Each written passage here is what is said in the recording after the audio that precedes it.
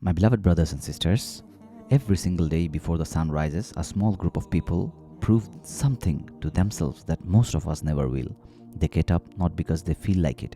Most mornings they don't. They get up because they made a promise. And in Islam, keeping that promise, even when nobody is watching, that isn't just discipline, that is worship. We've all felt it.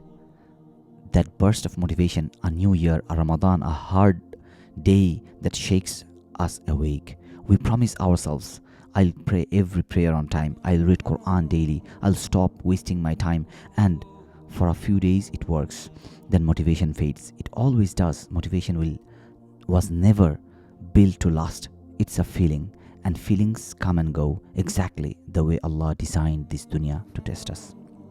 But there is something the Prophet Muhammad built his entire life around, something stronger than feeling, consistency. Aisha radiallahu anha narrated that the Prophet said, the most beloved of deeds to Allah are those that are most consistent, even if they are small.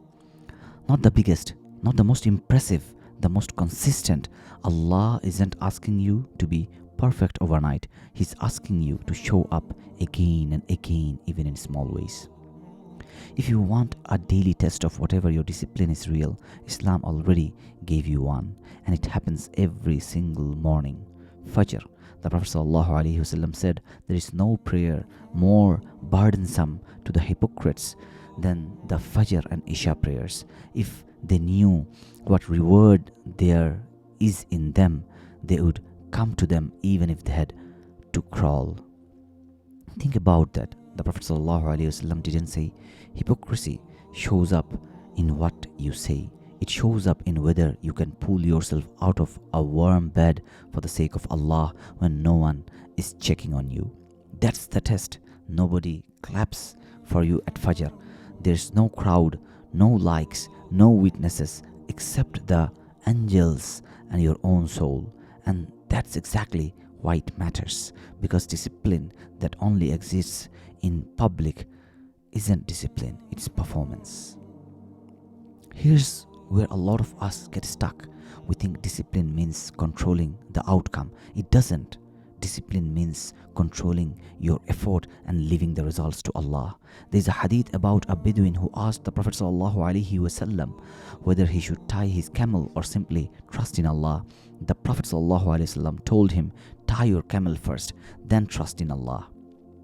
That's the entire balance in one sentence. You still have to tie the camel, show up, do the work, build the habit, but once you have done your part, you let go of anxiety, because the outcome was never yours to control in the first place. And Allah tells us directly in the Quran, indeed Allah will not change the condition of a people until they change what is in themselves.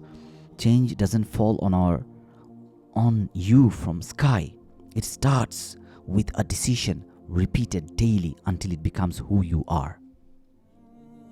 If discipline feels heavy right now, that heaviness isn't a sign you are doing something wrong. It's a sign you are doing something real. Allah says in the Surah Ash-Sharh, for indeed with hardship will be ease. Indeed with hardship will be ease. Say it twice, not as a coincidence, but as a promise repeated for emphasis. The ease isn't instead of the hardship it comes with. And after it, if you stay the course. Every scholar who memorized the Quran, every person who built a business the halal way, every person who beat a bad habit, none of them felt motivated every single day. They just refused to quit on the days they didn't feel like it. That refusal, done again and again, is what Islam calls sabr, patience that acts, not patience that just waits. So today, don't wait to feel motivated. Tie your camel, show up to Fajr even when it's hard. Do the small consistent deed instead of the big one you will never start. And trust that Allah sees every single time you chose Him when it would have been easier not to. By time, indeed, mankind is in loss, except those who believe, do righteous deeds, and advise each other to truth and advise each other to patience.